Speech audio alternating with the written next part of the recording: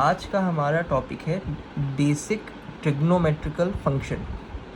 जैसे हम लोगों ने लास्ट वीडियो में पढ़ा था कि ट्रिग्नोमेट्री होती क्या है और इसका यूज़ हम लोग कहाँ करते हैं। तो मेनली हम लोगों ने ये जाना था कि ट्रिग्नोमेट्री हर जगह पर राइट एंगल ट्रायंगल या समकोण त्रिभुज के लिए उपयोग में लाई जाती है।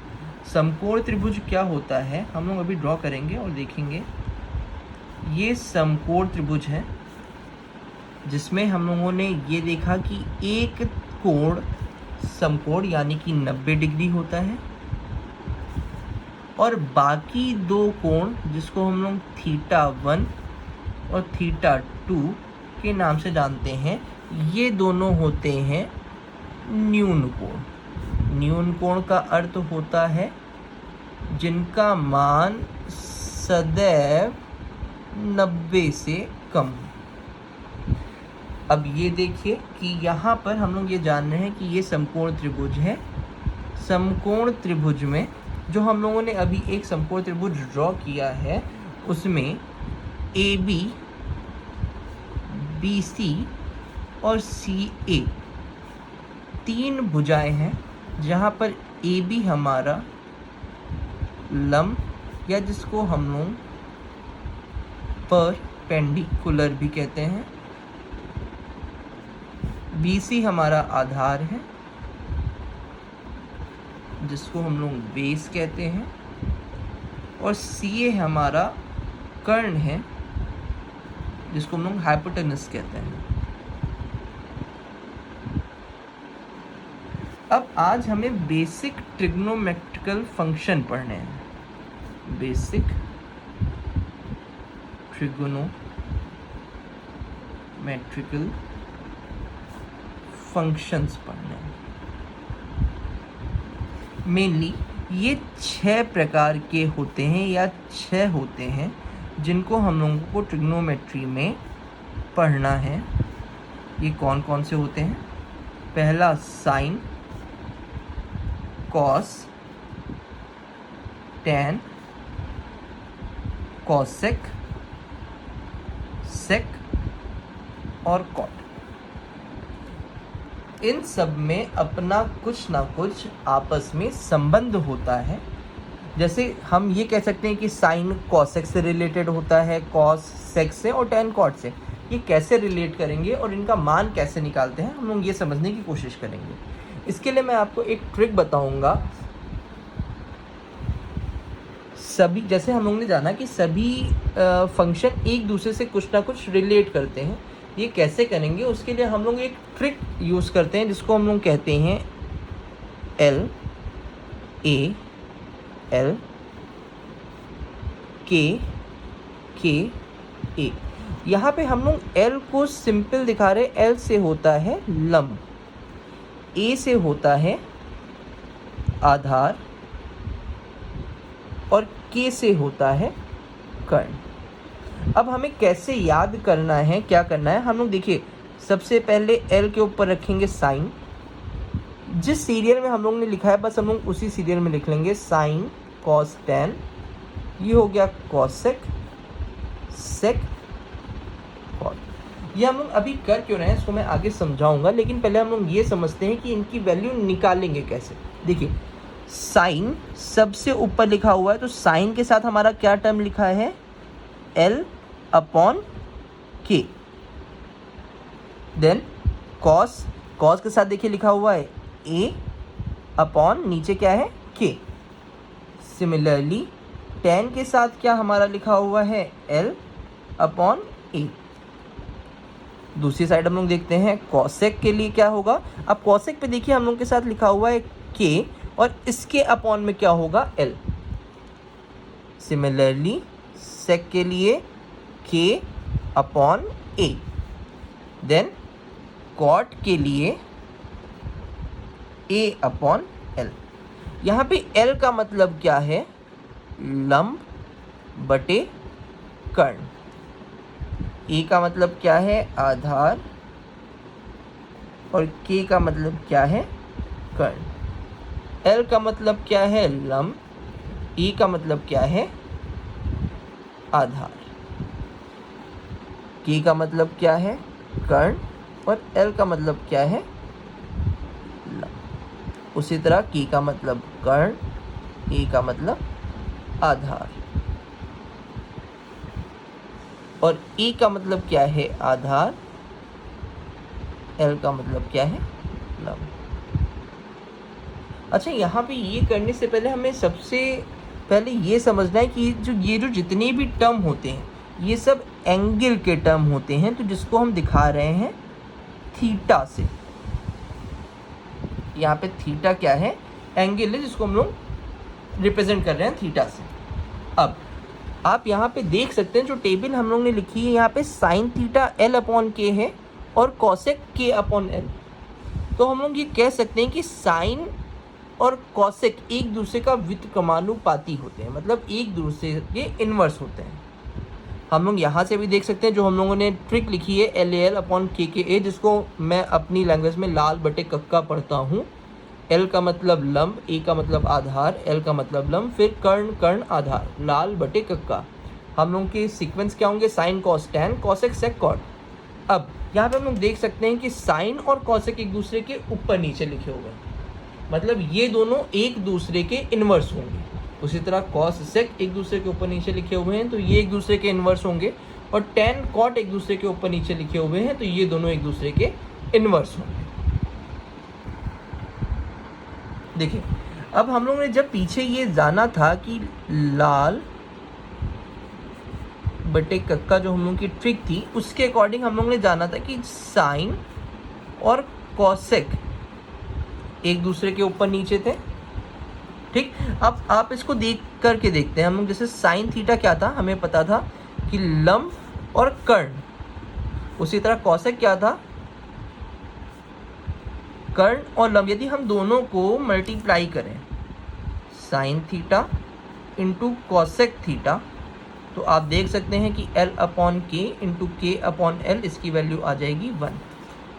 सिमिलरली यदि हम लोग क्या करें, अब हम लोग कॉस थीटा और सेक थीटा का मल्टीप्लिकेशन देखें, तो कॉस थीटा हमें पता था, हम लोग ने क्या निकाला था, आधार बटे कर्ण, और सेक थीटा हम लोग ने क्या निकाला था, कर्ण बटे आधार। यदि हम दोनों को मल्टीप्लाई करें, cos theta into sec theta, और देखें कि क्या आएगा, तो यहाँ पे a upon k multiplied with k upon e, इसकी वैल्यू फिर से आ जाएगी 1। सिमिलरली यदि हम लोग tan और cot को देखें,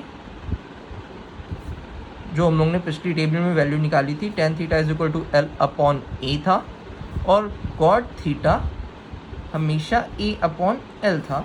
यदि हम दोनों को मल्टीप्लाई करें, तो tan theta multiplied with cot theta is equal to L upon A into A upon L, which also equals to 1। इससे हमें समझ में क्या आता है कि जो भी चीज़ें एक दूसरे के ऊपर लिखी हुई हैं हमारी ट्रिक में, यदि हम उनको मल्टीप्लाई करें तो उनका मल्टीप्लिकेशन 1 आता है।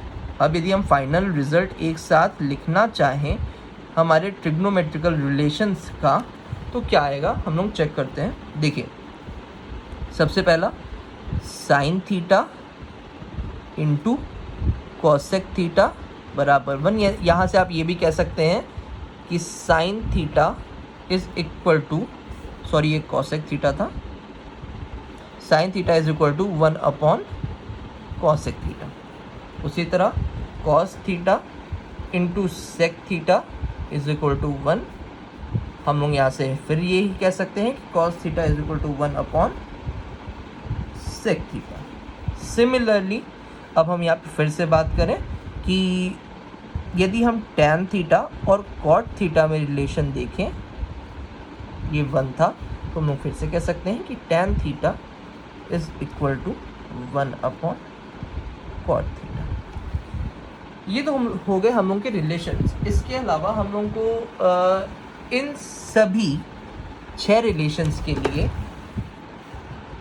अब इन्हीं सब 6 रिलेशंस के लिए हमें कुछ फिक्स वैल्यूज़ होती हैं जिनको याद करना पड़ता है, और मैं आपसे कहूँगा कि आपको कुछ नहीं याद करना है, आपको केवल साइन थीटा की वैल्यू याद करनी होगी। उसके अलावा हम सारी चीज़ें ट्रिक से याद कर लेंगे। आपको क्या रखना है कि जब थीटा का मान 0 डिग्री है तो साइन थीटा भी 0 होगा। जब थीटा का मान 30 डिग्री है तो साइन थीटा का मान 1/2 होगा। जब थीटा का मान 45 डिग्री है तो साइन थीटा का मान 1/√2। जब साइन थीटा का मान 60 डिग्री है तो साइन थीटा का मान √3/2।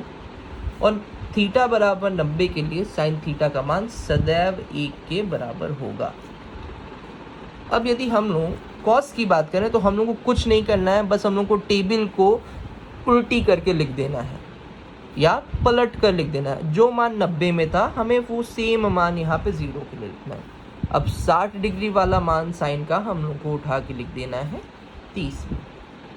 उसी तरह 45 का मान 45 पे सेम रहेगा। कॉस 45 और साइन 45 का मान सदैव सेम रहता है।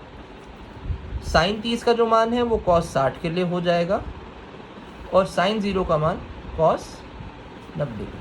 हम लोगों ने यहाँ पे किया क्या कि हम लोग को साइन थीटा के जो मान पता होते हैं हम लोग कॉस थीटा के लिए वो सेम मान वापस पलट कर रख देते हैं। जैसे साइन 90 जो था वो कॉस 0 के बराबर है, साइन 60 कॉस 30 के बराबर, साइन 45 कॉस 45 हमेशा बराबर रहेगा, साइन 30 कॉस 60 के बराबर और साइन 0 कॉस 90 के बराबर। अच्छा, एक रिलेशन होता है हम लोगों का कि जो टैन थीटा होता है वो सदैव sign theta upon cos theta के बराबर होता है। ये मैंने निकाला कैसे, मैं आपको दिखाता हूँ। हम लोगों को पता था कि साइन थीटा बराबर क्या होता है, साइन थीटा बराबर क्या होता है, लंब बटे कर्ण। उसी तरह कॉस थीटा बराबर क्या होता है, आधार बटे कर्ण। टेन थीटा बराबर हम लोगों ने क्या सीखा था, होता है ये लंब बटे आधार। अच्छा, यदि मैं अंश और हर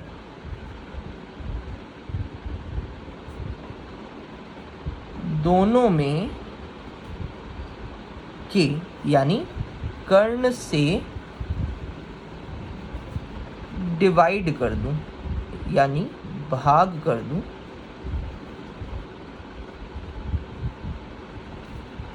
तो टेन थीटा के मान में कोई परिवर्तन तो आएगा नहीं। मुझे नहीं लगता कि टेन थीटा के मान में कोई परिवर्तन आएगा। देखिए, हम लोग ने अंश में भी के से डिवाइड किया और हर में भी के से डिवाइड किया। अब हम लोग जान रहे हैं कि ये जो L अपॉन के है ये हमें क्या दे देता है, साइन थीटा, और उसी प्रकार A अपॉन के क्या दे देता है, कॉस थीटा। तो यहाँ से हम लोग ये कह सकते हैं कि tan theta is always equal to sine theta upon cos theta. अच्छा, इस चीज़ की ज़रूरत क्या पड़ी ये मैं आपको दिखाता हूँ। इस चीज़ की ज़रूरत पड़ी यहाँ मुझे टेबल में। अब मैं ये जानता हूँ कि जब tan 0 का मुझे मान निकालना है तो मैंने आपसे शुरुआत में कहा था कि आपको कुछ भी रटने की ज़रूरत नहीं। आपने साइन का मान तैयार कर लिया, वो एनफ है। कॉस में मैंने क्या की, वैल्यू पलट के लिख दी।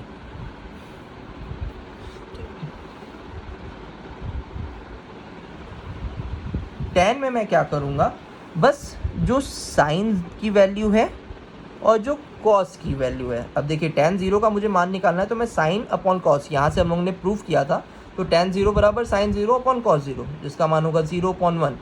तो किसी भी चीज़ में जब अंश 0 हो और हर में कुछ भी हो तो उसका मान सदैव 0 आता है। अब देखिए, मैं क्या करूँगा, मैं निकालूंगा tan 30 का मान। तो tan 30 का मान है 1/2 डिवाइडेड बाई √3/2। अब देखिए, 2 से 2 कट जाएगा तो ये मान आएगा मेरे पास 1/√3। तो मैंने सिमिलरली ये मान लिख दिया 1/√3। उसी तरह tan 45 में हम लोग साइन 45 बटे कॉस 45 करेंगे, दोनों का मान समान है तो ये 1 के बराबर हो जाएगा। जब हम लोग tan 60 का मान निकालेंगे तो साइन 60 बटे कॉस 60, ये मान आ जाएगा √3 के बराबर। और जब इसी तरह हम लोग tan 90 का मान निकालेंगे तो 1/0। अब देखिए, ये चीज़ समझने वाली बात है कि tan 90 का मान होगा साइन 90 बटे कॉस 90, जिसको हम लोग कहते हैं 1/0।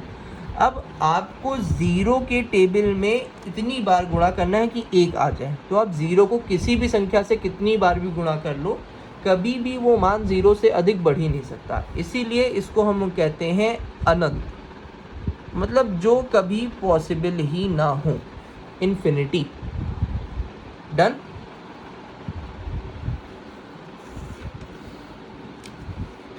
अब कॉसेक थीटा का हम लोग ने पीछे एक रिलेशन सीखा था। क्या सीखा था कि कॉसेक थीटा बराबर क्या था, 1/sin थीटा, मतलब साइन थीटा के मान का बिल्कुल अपोजिट होता है। तो अब ये साइन थीटा है, तो साइन थीटा का अपोजिट क्या हो जाएगा, 1/0, जिसका मान होता है इन्फिनिटी के बराबर, मतलब अनंत के बराबर। अब साइन 30 का मान क्या है, 1/2, तो कॉसेक 30 का मान क्या हो जाएगा, 1/2 का उल्टा यानी कि 2। उसी तरह 1/√2 का उल्टा क्या हो जाएगा, √2। फिर √3/2 का उल्टा क्या हो जाएगा, 2/√3, और 1 का उल्टा क्या हो जाएगा, 1। उसी प्रकार हम लोग ने सेक थीटा के लिए ये टर्म सीखा था कि सेक थीटा बराबर क्या होता है, 1/cos थीटा। डन। अब सेक थीटा 1/cos थीटा के बराबर होता है, तो 1/1 बराबर 1, 1/√3/2 मतलब क्या हो जाएगा, 2/√3।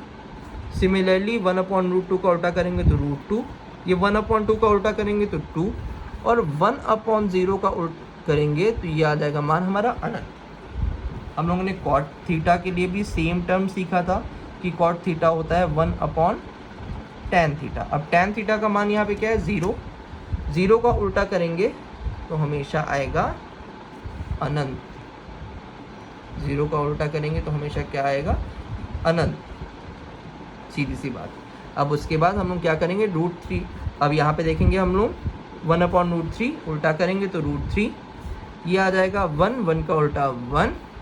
उसी तरह √3 का उल्टा 1/√3, और अनंत है तो 1/1/0 इसका मान आ जाएगा 0 के बराबर, क्योंकि यहाँ से 0 ये पहुँच जाएगा अंश में। इतनी चीज़ हमें लग रहा है हम लोगों को समझ में आई है, इतनी चीज़ हम लोगों को समझ में आई है। चलिए, अब ये बेसिक ट्रिग्नोमेट्रिकल का जो हम लोगों का चैप्टर है या रिलेशंस हैं, इसमें हम लोगों ने आज के लेक्चर में क्या पढ़ा कि ये जो 6 रिलेशन है, sign, cos, tan, cosec, sec, cot, इनको हम लोग निकालते कैसे हैं। इनमें इनका लंब, आधार और कर्ण के टर्म में क्या फॉर्मूला होता है, क्या सूत्र होता है, इनका आपस में रिलेशन क्या होता है, और कुछ बेसिक एंगल्स के लिए इनका मान क्या होता है, ये हम लोगों ने, चलिए हम लोगों ने अभी तक ये सीखा कि बेसिक ट्रिग्नोमेट्रिकल फंक्शन को हम लोग निकालेंगे कैसे। जैसे हम लोगों ने अभी सीखा था कि साइन थीटा बराबर क्या होता है, लंब बटे कर्ण, कॉस थीटा बराबर क्या होता है, आधार बटे कर्ण, और टैन थीटा बराबर क्या होता है, लंब बटे आधार। उसी तरह कॉसेक थीटा क्या होता है, हम लोग का कर्ण बटे लंब, सेक थीटा क्या होता है, कर्ण बटे आधार, और कॉट थीटा क्या होता है, आधार बटे लंब। हम लोगों ने इतनी चीज़ें अभी सीखी, या मैं आपको शॉर्ट में से कहूँ तो हम लोगों ने लाल बटे कक्का का एक सूत्र सीखा, जिसके अनुसार हम लोगों ने ये निकाला था। अब वो क्वेश्चन में हमसे क्या कह रहा है कि ये थीटा के लिए सभी ट्रिगोनोमेट्रिकल फंक्शन निकालो, ट्रिगोनोमेट्रिकल फंक्शंस का मान ज्ञात करो।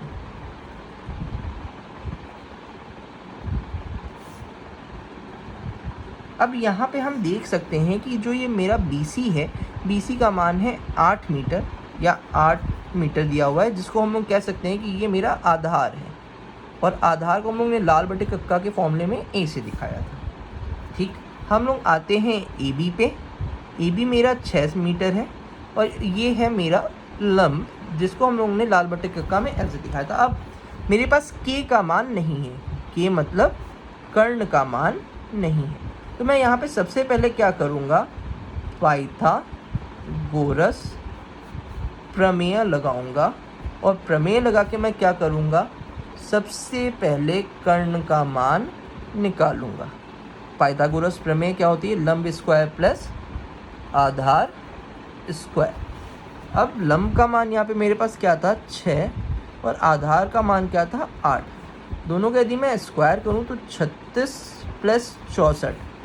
हम लोग का कर्ण क्या था, AC। अब AC स्क्वायर का मान आ गया है 100। यदि मैं दोनों तरफ रूट ले लूँ तो AC स्क्वायर बराबर √100, यहाँ से AC का मान आ जाएगा 10, यानी मेरा जो कर्ण है उसका मान आ जाएगा 10। अब हमें कुछ नहीं करना है, हमें अपने बेसिक ट्रिग्नोमेट्रिकल फंक्शंस के फॉर्मूले यूज़ करने हैं। साइन थीटा मुझे निकालना है, तो साइन थीटा बराबर क्या हम लोग ने पढ़ा है, लंब बटे कर्ण। अब देखिए लंब का मान कितना है 6, कर्ण का मान कितना है 10, तो 6/10, या इसको हम लोग सीधे सीधे लिख सकते हैं 3/5। चलिए आगे बढ़ते हैं। कॉस थीटा का मान हम लोग ने क्या पढ़ा था, a/k। यहाँ पे आधार का मान है 8, कर्ण का मान है 10, तो ये आ जाएगा मान सीधे सीधे 4/5। चलिए टेन थीटा के मान पे आते हैं। टेन थीटा में क्या पढ़ा था, लंब बटे आधार। लंब का मान था 6, आधार का मान था 8, तो 6/8, जिसको हम लोग यदि 2 से डिवाइड कर दें तो ये मान आ जाएगा 3/4। सिमिलरली यदि हम लोग कॉसेक थीटा पढ़ना चाहें तो ये होता है k/L। k का मान है 10, L का मान है 6, ये आ जाएगा 5/3। उसी तरह यदि हम सेक थीटा का मान निकालना चाहें तो सेक थीटा होता है k/A। कर्ण का मान है 10, आधार का मान है 8, तो आ जाएगा 5/4। लास्ट यदि हम कॉट थीटा का मान निकालना चाहें तो ये होता है आधार अपॉन लंब। देखिए आधार का मान कितना है मेरे पास 8 और लंब का मान है 10, ये मान आ जाएगा आधार अपॉन लंब। लंब का मान है हम लोगों के पास 6, तो यदि हम लोग 8/6 करेंगे तो ये मान आ जाएगा 4/3। इस तरह से हम लोग ने सारे ट्रिग्नोमेट्रिकल फंक्शंस का मान निकाल लिया। अच्छा, इससे हम लोग डेराइव एक और चीज़ कर सकते हैं। देखिए यदि मैं साइन थीटा और कॉसेक थीटा को मल्टीप्लाई कर दूं, साइन थीटा का मान कितना था 3/5 और कॉसेक थीटा का मान था 5/3। यदि मैं दोनों को मल्टीप्लाई कर दूं तो देखिए मान आएगा 1, जो हम लोगों ने अभी पढ़ा था कि जो भी टर्म एक दूसरे के ऊपर हो लाल बटे कक्का वाले ट्रिक में, उनका मल्टीप्लिकेशन सदैव 1 होता है। अच्छा, एक और हम लोगों ने रिलेशन अभी पढ़ा था कि tan थीटा बराबर होता है sign theta upon cos theta. इसको भी जरा हम लोग प्रूव कर लेते हैं। साइन थीटा का मान आया है 3/5 और कॉस थीटा का मान आया है 4/5। अब देखिए ये 5 चला गया नीचे और ये 5 चला गया ऊपर, कट गया, मान आ गया 3/4। यही तो हम लोग का मान यहाँ से निकला है। तो मतलब जो जो हम लोग ने रिलेशन पढ़े हैं वो प्रूफ होते हैं। होप करता हूँ आपको ये लेक्चर समझ में आया होगा। इसके आगे की हम लोग बेसिक स्क्वायर फॉर्मूला और बेसिक रिलेशंस के लिए नेक्स्ट लेक्चर में मिलते हैं। Thank you.